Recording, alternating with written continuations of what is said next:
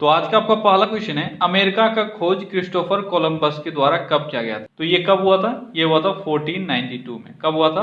1492 में। ठीक है, चलिए बढ़ते हैं आगे। अगला क्वेश्चन है, चट्टानी स्तरों पर लाइकेन विकास को क्या कहा जाता है? बहुत ही अच्छा क्वेश्चन, बेहतरीन क्वेश्चन है। अगर चट्टानों पे लाइकेन का विकास होता है यानी लाइकेन डेवलप होता है तो उसको क्या कहा जाता है? उसको कहा जाता है सेक्सिकोलस। क्या कहा जाता है? उसको कहा जाता है सेक्सिकोलस। ठीक है, इसको याद कर लेना, बहुत इंपॉर्टेंट है, सेक्सिकोलस। ठीक है, चट्टानी स्तरों पर यानी क्या चट्टानी सतहों पर जो लाइकेन का विकास होता है उसको सेक्सिकोलस कहा जाता है। अगला क्वेश्चन है, भारतीय संविधान में संघीय व्यवस्था कहां से लिया गया है? आसान सा क्वेश्चन है। हमारे यहाँ पे संघीय व्यवस्था जो है यह कहां से लिया गया है? कहां के संविधान से लिया गया है? जल्दी बताओ। तो हमारे यहाँ पे संघीय व्यवस्था कनाडा से लिया गया है। कहां से? कनाडा से। ठीक है, अगला क्वेश्चन है, भारत की मुख्य भूमि के तटीय भाग की लंबाई कितनी है? ऐसे क्वेश्चंस को बहुत ध्यान से आपको पढ़ना होता है, जो पूछा जा रहा है उसी का आंसर दो। मुख्य भूमि के तटीय भाग का लंबाई यह है 6100 किलोमीटर। ठीक है, अब ये मैंने बहुत बार करवा दिया है, टेस्ट में भी आपका आया, यहाँ भी आ रहा है, 2-3 बार आ चुका है। तो अब आपको भूलना नहीं इसमें चाहिए। ठीक है, आपको सारा याद रहना चाहिए कि अगर मुख्य भूमि का पूछा है तो 6100 किलोमीटर होगा, और अगर पूरा पूछा है तो कितना होगा? 7500 या 75 आपका 17 होता है। ठीक है, अगला क्वेश्चन है, 38वीं समांतर रेखा किन दो देशों को जोड़ती है? 38वीं समांतर रेखा किन दो देशों को जोड़ती है? जल्दी बताओ। 38वीं समांतर रेखा ये किसको जोड़ती है? ये जोड़ती है नॉर्थ कोरिया को। ठीक है, नॉर्थ कोरिया और साउथ कोरिया। ठीक है, किसको जोड़ती है? नॉर्थ कोरिया और साउथ कोरिया को। अगला क्वेश्चन है, हिंडनबर्ग रेखा किन दो देशों के बीच स्थित है? हिंडनबर्ग रेखा किन दो देशों के बीच स्थित है? जल्दी बताओ। हिंडनबर्ग रेखा किन दो देशों के बीच स्थित है? तो ये जर्मनी और किसके बीच? पोलैंड के बीच स्थित है। किसके बीच? जर्मनी और पोलैंड के बीच। ठीक है, अगला क्वेश्चन है, हिंदी भाषा का प्रथम महाकाव्य किसे कहा जाता है? हिंदी भाषा का प्रथम महाकाव्य किसको कहा जाता है? जल्दी बताओ। ये सिर्फ महाकाव्य नहीं है, हिंदी भाषा का महाकाव्य है। तो ये कहा जाता है पृथ्वीराज रासो को। किसको कहा जाता है? पृथ्वीराज रासो को। ठीक है, पृथ्वीराज रासो को हिंदी भाषा का प्रथम महाकाव्य कहा जाता है। अगला क्वेश्चन है, हेलमेट कप किस खेल से संबंधित है? हेलमेट कप किस खेल से संबंधित है? तो हेलमेट कप टेनिस से संबंधित है। किससे संबंधित है? टेनिस से। ठीक है, अगला क्वेश्चन है, आधुनिक रूस का निर्माता किसको माना जाता है? आधुनिक रूस का निर्माता किसको माना जाता है? तो आधुनिक रूस का निर्माता स्टालिन को माना जाता है। अगला क्वेश्चन है, ऋग्वेद तथा यजुर्वेद का हिंदी अनुवाद किसने किया था? ऋग्वेद तथा यजुर्वेद का हिंदी अनुवाद किसने किया था या करने का कोशिश किया था? कौन थे वो? वो थे दयानंद सरस्वती। कौन थे? दयानंद, ठीक है, सॉरी, दयानंद सरस्वती। इन्होंने जो ऋग्वेद है और यजुर्वेद है इसका हिंदी में ट्रांसलेशन करने का कोशिश किया था। अगला क्वेश्चन है, महात्मा गांधी को अर्धनंग फकीर किसने कहा था? बहुत बार आपने पढ़ा है, किसने कहा था? ये कहा गया था विंस्टन चर्चिल के द्वारा। किसके द्वारा? विंस्टन चर्चिल के द्वारा। ठीक है, महात्मा गांधी को इन्होंने क्या कहा था? अर्धनंग फकीर।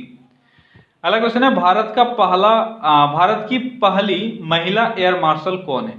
भारत की पहली महिला एयर मार्शल कौन है? जल्दी बताओ। भारत की पहली महिला एयर मार्शल तो ये है पी बंदोपाध्याय। कौन है? पी बंदोपाध्याय। ठीक है, ये है भारत की पहली महिला एयर मार्शल। अगला क्वेश्चन है, टर्की की राजधानी कहाँ है? टर्की की राजधानी कहाँ है? कहाँ है टर्की की राजधानी? टर्की की राजधानी है अंकारा। कहाँ है? अंकारा है टर्की की राजधानी। अगला क्वेश्चन है, पुरी स्थित प्रसिद्ध जगन्नाथ मंदिर का निर्माण किस वंश के शासक द्वारा किया गया है? जल्दी बताओ। पुरी स्थित जगन्नाथ का जो मंदिर है किस वंश के शासक ने उसको बनवाया है? वंश पूछा जा रहा है, तो वंश कौन सा होगा? ये होगा गंग वंश। ठीक है, गंग वंश के शासकों ने इसका निर्माण करवाया था। अब आपको यह बताना है कि किसने बनवाया था। गंग वंश के शासकों ने तो बनवाया था, लेकिन किसने? जानबूझ के मैंने इसको दो क्वेश्चन में स्प्लिट किया क्योंकि ये दोनों तरह के क्वेश्चन आपके एग्जाम में आते हैं और दोनों का आंसर आपको क्लियरली याद रहना चाहिए। वो शासक कौन था? वो शासक था अनंत वर्मन। कौन था? अनंत वर्मन। ठीक है, अनंत वर्मन ने इसका निर्माण करवाया था। अगला क्वेश्चन है, अभ्युदय समाचार पत्र किससे संबंधित है? अभ्युदय समाचार पत्र किससे संबंधित है? जल्दी बताओ, किससे संबंधित है? तो ये मदन मोहन मालवीय से संबंधित है। किससे? मदन मोहन मालवीय। ठीक है, मदन मोहन मालवीय से ये समाचार पत्र संबंधित है। क्या नाम है इसका? अभ्युदय समाचार पत्र। क्लियर है? अगला क्वेश्चन है, लिंगायत संप्रदाय के संस्थापक कौन थे?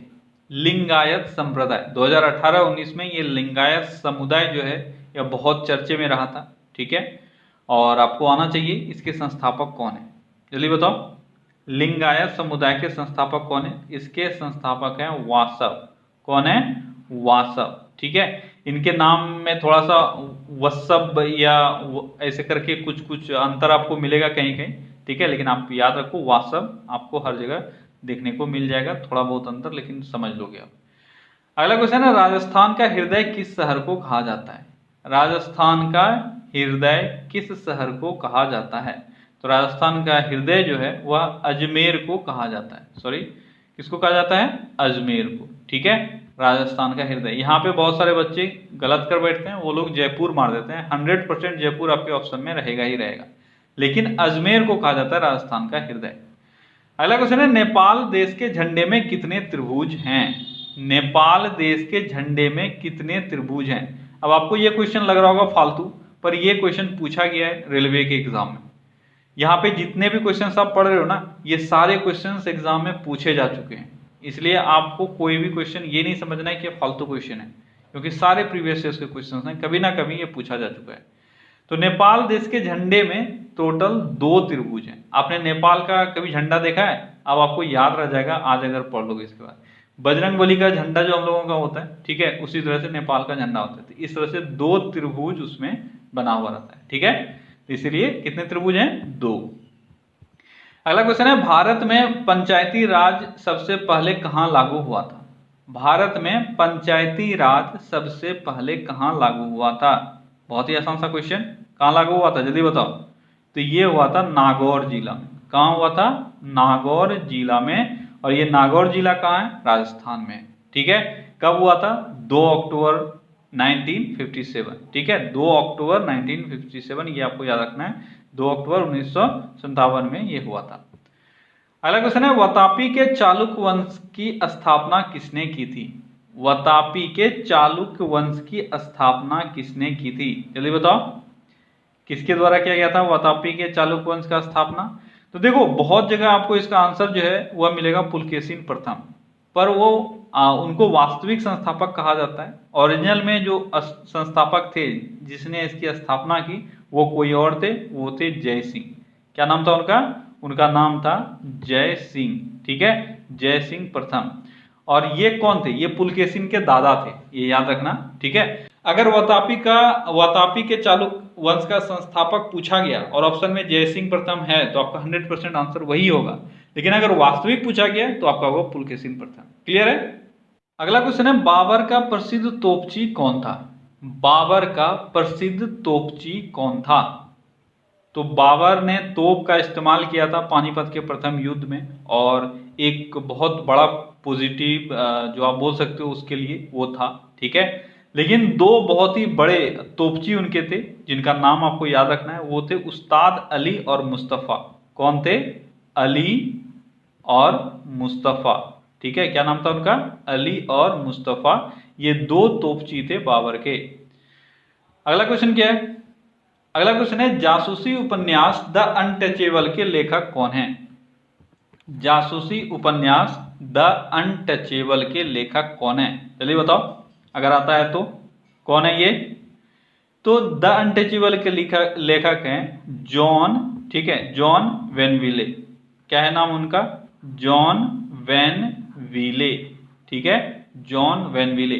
अब देखो बहुत सारे बच्चों को इसमें कंफ्यूजन होगा, क्योंकि द अनटचेबल बुक सिर्फ इन्होंने ही नहीं लिखा है, इनके अलावे भी 2-3 और राइटर मिलेंगे आपको जिन्होंने ये बुक लिखा है। एक बुक जो आपके एग्जाम पॉइंट ऑफ व्यू से इंपॉर्टेंट है वो है आपके B.R. अम्बेडकर का बुक, ठीक है। द अनटचेबल करके उन्होंने भी बुक लिखा है, और लेकिन उनका अनटचेबल कुछ और है, उनका छुआछूत वाला है, ठीक है। लेकिन यहाँ पे आपको क्या दिया हुआ है, जासूसी उपन्यास, तो आपको थोड़ा सा क्वेश्चन को अच्छे से पढ़ना है, ठीक है। उनका सिर्फ द अनटचेबल नहीं है, द अनटचेबल के बाद और कुछ वर्ड्स हैं, और वो मुझे एग्जैक्टली याद नहीं है, लेकिन आपको याद रखना है द अनटचेबल, जो अनटचेबिलिटी होता है, छुआछूत होता है, उससे रिलेटेड एक बुक लिखा गया है, किसके द्वारा, अम्बेडकर के द्वारा, लेकिन जासूसी उपन्यास लिखा गया है जॉन वेनविले के द्वारा। क्लियर है। अगला क्वेश्चन है, लेड ऑक्साइड का व्यापारिक नाम क्या है। लेड ऑक्साइड का व्यापारिक नाम क्या है। लेड ऑक्साइड या कहीं कहीं आपको लेड मोनोऑक्साइड भी मिलेगा, ठीक है। इसका व्यापारिक नाम क्या है, इसका व्यापारिक नाम है लिथार्ज। क्या नाम है, इसका व्यापारिक नाम है लिथार्ज, ठीक है। अगला क्वेश्चन है, अगस्त प्रस्ताव किस वायसराय के काल में प्रस्तुत किया गया था। अगस्त प्रस्ताव किस वायसराय के काल में प्रस्तुत किया गया था। 1940 में प्रस्तुत किया गया था, और उस वक्त कौन थे, उस वक्त थे लिनलिथगो, ठीक है, लिनलिथगो, ठीक है।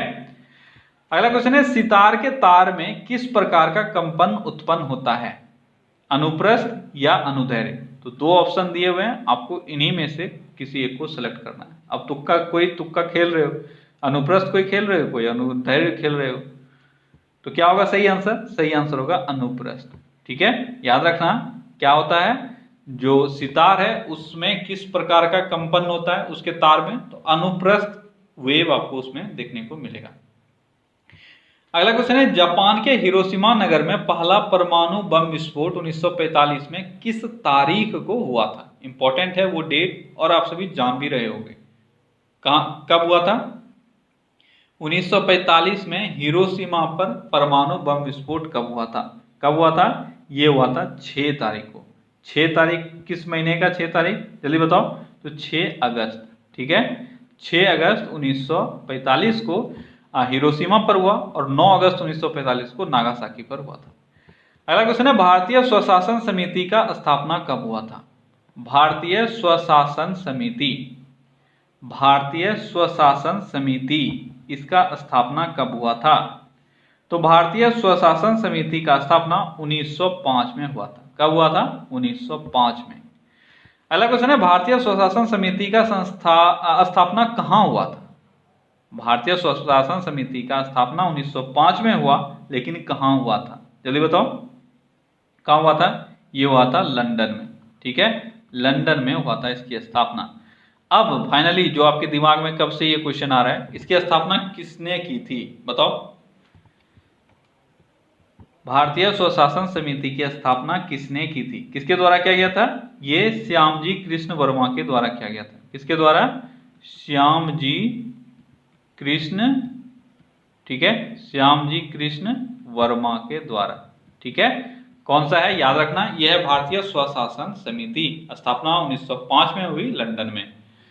अगला क्वेश्चन है, किस मुगल काल के चित्रकार को पूर्व का राफेल कहा जाता है।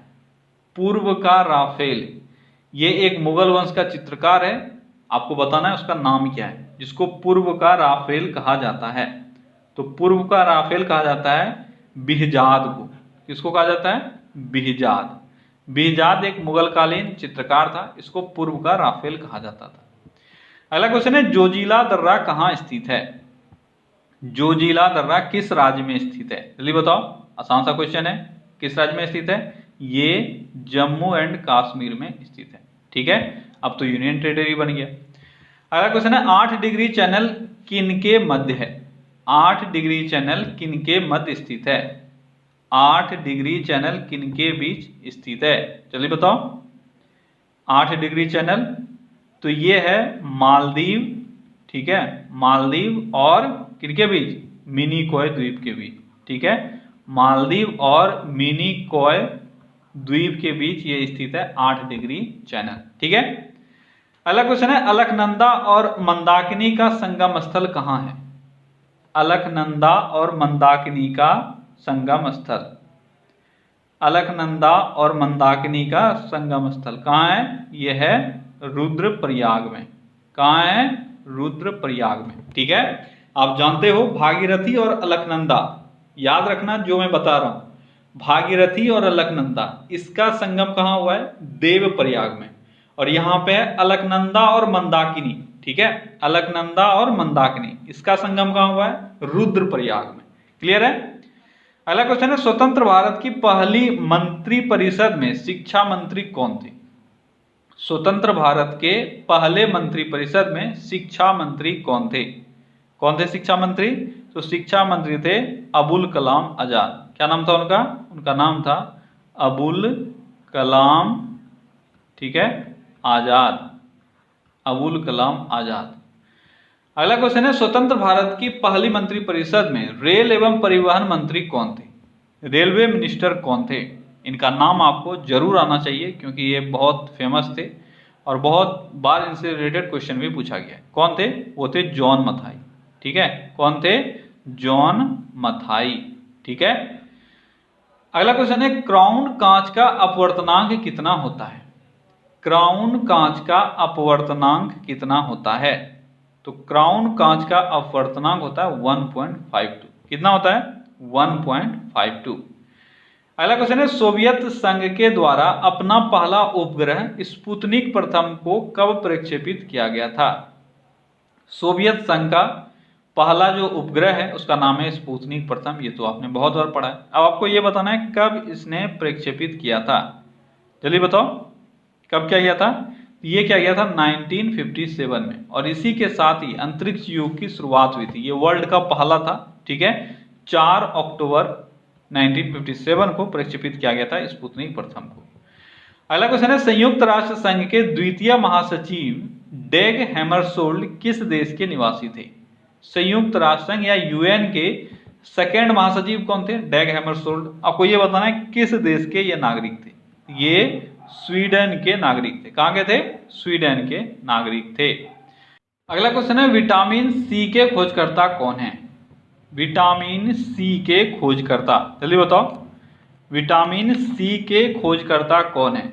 विटामिन सी के खोजकर्ता हैं होलकट। क्या नाम है इनका? होलकट।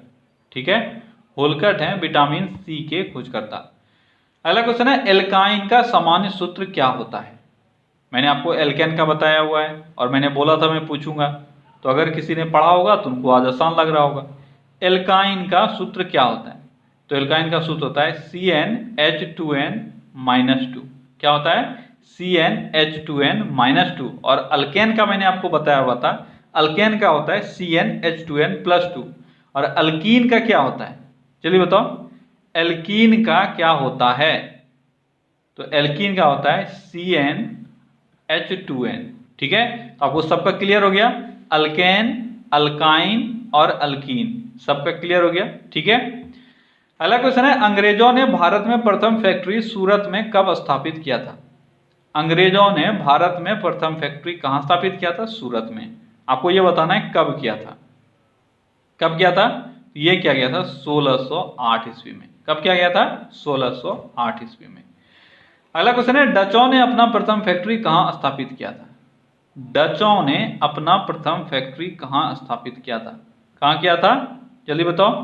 तो ये क्या गया था? मसूलीपट्टनम में। कहां क्या गया था? मसूलीपट्टनम में।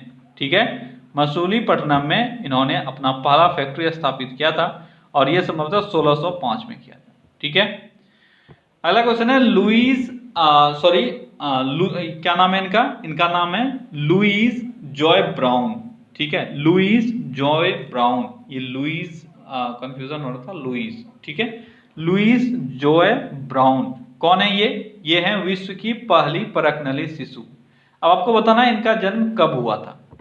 ये क्वेश्चन मैंने पहले पूछा हुआ है, विश्व की पहली परखनली शिशु कौन थी? तो लुईस जॉय ब्राउन।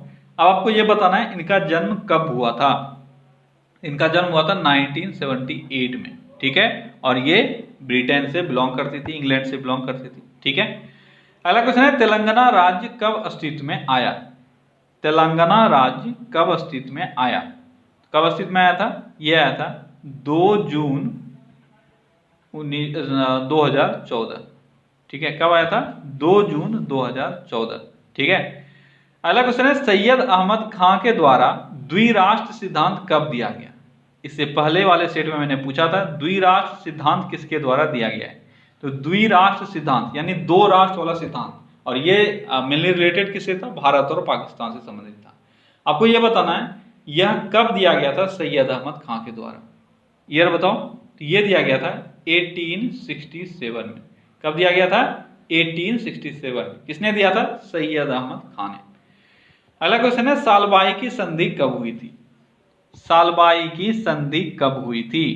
जल्दी बताओ, सालबाई की संधि कब हुई थी? कब हुई थी? ये हुई थी 1782 में। सालबाई की संधि 1782 में हुई थी। और अगला क्वेश्चन है सालबाई की संधि किनके बीच हुई थी? किनके बीच हुई थी 1782 में?